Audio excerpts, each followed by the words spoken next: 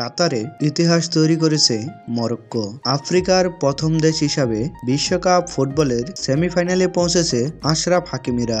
মরক্কোর এই অভূতপূর্ব সাফল্যের অবদান রয়েছে বিদেশে জন্ম নেওয়া একঝাঁক ফুটবলারের। মরক্কোর ২৬ জন ফুটবলারের মধ্যে ১৪ জনেরই জন্ম অন্য দেশে। কাতার বিশ্বকাপে অংশ নেওয়া ৩২টি দলের মধ্যে সঙ্গত কারণেই প্রশ্ন উঠেছে বিশ্বকাপের এই সাফল্য কতটা মরক্কো ফুটবলারের। মরক্কোর একাধিক জয়ের পিছনে গুরুত্বপূর্ণ ভূমিকা রয়েছে গোলরক্ষক ইয়াসিন বনুর। আর এই ইয়াসিন বনুর জন্মই কানাডায়। এখনো পর্যন্ত বিশ্বকাপে মাত্র একটি গোল হজম করেছেন তিনি। দলের অন্যতম গুরুত্বপূর্ণ ফুটবলার আশরাফ হাকিমির জন্ম স্পেনের মাদ্রিদে।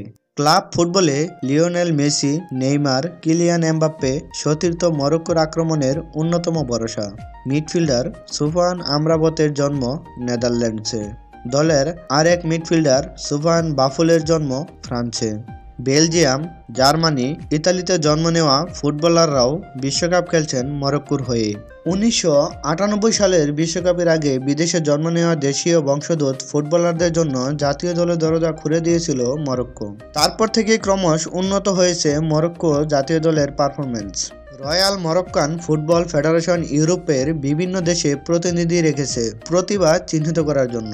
বিদেশে জন্ম দেশীয় বংশোদ্ভূত প্রতিভাবান কিশোরদের মরক্কোর হয়ে খেলার জন্য উৎসাহিত করেন তারা। সেভাবেই মরক্কো পেয়েছেন হাকিম জিয়াজকে। নেদারল্যান্ডসে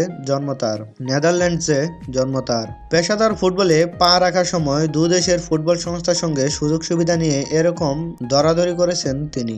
শেষ পর্যন্ত জন্মভূমিকে ছেড়ে বেছে নিয়েছেন মাতৃভূমিকে। আমরাবত জুনিয়র পর্যায়ে নেদারল্যান্ডসের হয়ে কয়েকটি ম্যাচ খেললেও পরে বেছে নিয়েছেন মরক্কোকে। তিনি বলেছেন, আমার বাবা মা দুজনই মরক্কোর মানুষ। আমার পরিবারের অন্যরাও মরক্কোই থাকেন। ছোট থেকে যখনই মরক্কোয় দাদা ঠাকুমার কাছে যেতাম একটা অন্যরকম অনুভূতি হতো। সবটা বলে বোঝাতে পারবো না। মনে হতো নিজের বাড়িতে এসেছি। আমার জন্ম নেদারল্যান্ডই আমার সবকিছু। তবু মরক্কো আমার মনের বিশেষ জায়গায় রয়েছে।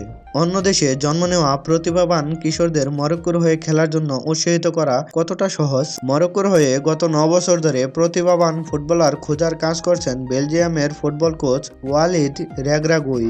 নিজেও অতীতে মরক্কোর হয়ে খেলেছেন। তিনি বলেছেন, এই বিশ্বকাপের আগে পর্যন্ত খুবই কঠিন ছিল। সাংবাদিকরা প্রশ্ন তুলতেন, কেন অন্য দেশে জন্ম নেওয়া ছেলেদের বেশি গুরুত্ব দেওয়া হচ্ছে? মরক্কোয় জন্ম নেওয়া ফুটবলারদের বঞ্চিত করা হচ্ছে কেন? ওদের নিয়েই জাতীয় দল তৈরি করা হচ্ছে না? কিন্তু এখন আমরা প্রমাণ করতে পেরেছি বিশ্বের সব মরক্কানই মরক্কোর জন্য। জাতীয় দলের হয়ে খেলার সময় সকলেই মরক্কোর জন্য জীবন দিতেও তৈরি। মরক্কোর জন্য নিজের সেরাটা দিয়ে লড়াই করে।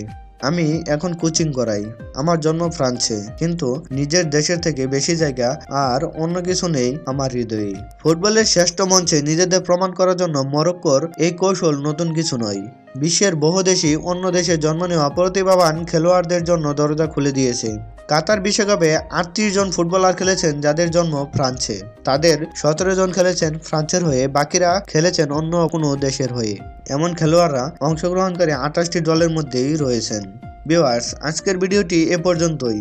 আশা করি আপনারা জানতে পেরেছেন মরক্কোর এত সফলতার পিছনে কি রহস্য লুকায়িত ছিল। চ্যানেলে আপনারা নতুন হয়ে থাকলে চ্যানেলটি সাবস্ক্রাইব করে রাখুন এবং ভিডিওটি ভালো লাগলে অবশ্যই একটি লাইক দিবেন।